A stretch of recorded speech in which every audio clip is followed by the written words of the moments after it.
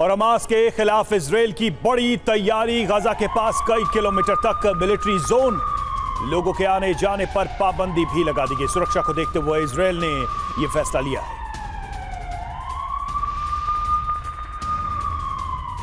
तो इजराइल की बड़ी तैयारी है। क्या है यह तैयारी? मिलिट्री जोन कैसे बनाया जा रहा है? हमास पर अंतिम प्रहार की यह तैयारी है, इसको समझते हैं बिग वॉल के माध्यम से। बड़ी बातें इस तैयारी से जुड़ी हुई हम आपके सामने रखने जा रहे हैं। तो ये वो मैप है, गाजा का एरिया है और यहां पर एक बड़ी मिलिट्री तैयारी चल रही है। हमास पर जमीनी हमले के लिए इजराइल की ये बड़ी तैयारी है, यानी कि एक फाइनल असॉल्ट की तैयारी की जा रही है। इजरायली डिफेंस फोर्स ने जारी किया है नक्शा कि यह तैयारी किस तरह की है। गाजा के आसपास इजराइल ने घोषित किया है मिलिट्री जोन, यानी कि गाजा का जो भी आसपास का एरिया है वहां पर सेना की बड़ी तैनाती। इलाके में लोगों के आने जाने पर पाबंदी लगा दी गई है, यानी कि सिविलियंस का कोई मूवमेंट नहीं रहेगा। यहां पर सिर्फ सेना की मौजूदगी रहेगी और लोगों की सुरक्षा को लेकर इजराइल ने यह बड़ा फैसला लिया है ताकि यहां पर एक मिलिट्री शील्ड बनाई जा सके। ये हम मैप आपको एक बार फिर से दिखा रहे हैं, जिस मैप को जारी किया गया है। और देखिए यहां पर लिखा है closed military area in Gaza division, यानी कि ये मिलिट्री एरिया है जो सिविलियंस के आने जाने के लिए पूरी तरह से पाबंदी कर दी गई है। और यहां पर पूरी एक कह सकते हैं कि तैयारी है मिलिट्री में। चाहूंगा सर, अगर कैप्टन श्याम अगर हमें समझा पाए कि ये जो तैयारी है इस मैप के माध्यम से, क्या है ये तैयारी, किस तरह के असॉल्ट की ये तैयारी की जा रही है?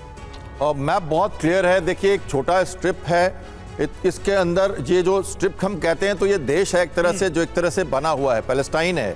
और इसमें देखिए ये एरिया जो है हमारा, ये हमारा इजराइल का एरिया है। ये जो डार्क वाला एरिया, ये डार्क एरिया इजराइल का एरिया, ये हमारी इनके साथ सो कॉल्ड अभी बॉर्डर जो अंडरस्टैंडिंग है 17 साल से ये चल रही थी, बहाल थी। और ये जो समुद्र का एरिया है जो आप वेस्टर्न फ्रंट देख रहे हैं, जो मेडिटेरियन सी है, और यहाँ पे इनके पोर्ट्स हैं जिसको उन्होंने डिस्ट्रॉय किया है। और इसको अगर हम माने कि यहाँ पे सीज हो गया तो लैंड को तो सीज करना बड़ा आसान है, क्योंकि आप सर्वेलेंस में है, दिख सकते हैं। और एक तरह से उन्होंने फेंसिंग बना दी। आप कह रहे हैं कि ये जो पूरा एरिया है ये अब यहाँ पर सिर्फ मिलिट्री बिल्कुल एरिया है। और ये एरिया जो है यहाँ दिक्कतें आती हैं, यहाँ से बाहर एग्जिट किया जा सकता है और इसके थ्रू जाके वो इजराइल के नॉर्थ में अटैक कर सकते हैं। यहाँ पे हेलीकॉप्टर, बोट्स पॉकेट्स में बांट के इसको पूरी तरह से लगातार पेट्रोल किया जाता है और कोस्टल सीज किया जाता है।